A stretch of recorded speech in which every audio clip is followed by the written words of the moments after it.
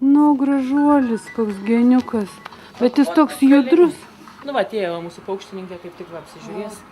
Jinai mergaitė daugiau Tai užsiimus. jeigu jisai sveikas, tai paleisim. Tai paleisim, žinoma, dar biškį pašersim ir paleisim. Bet kad jisai ir įmitęs normaliai, jisai nėra išnėsėjęs kažkoks. Bet nežinau, gal grįžtelėjo kokia katė.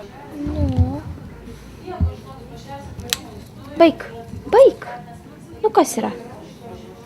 Baik. Nu tyka, nu aprimk biškį, aprimk, nu. Kas yra? Nu, širdis kalatojas, o jergus, tu manoji. Baik. Tu tikrai gali skristi.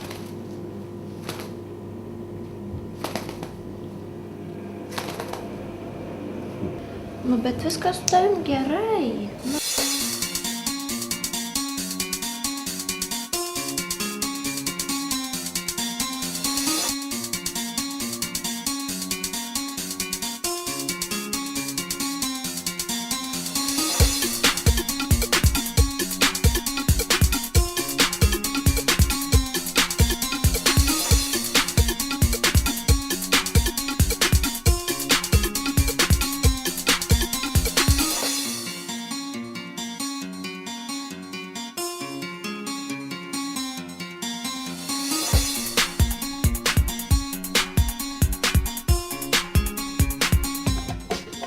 Pas mus šiandien į centrą atkeliavo gražuolis Raibos paukštelis, kuris yra genys.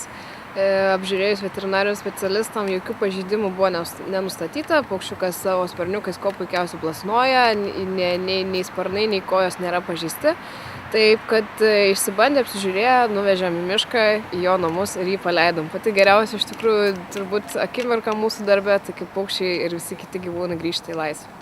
Tikiuosi, kad tai ne paskutinė tokia istorija.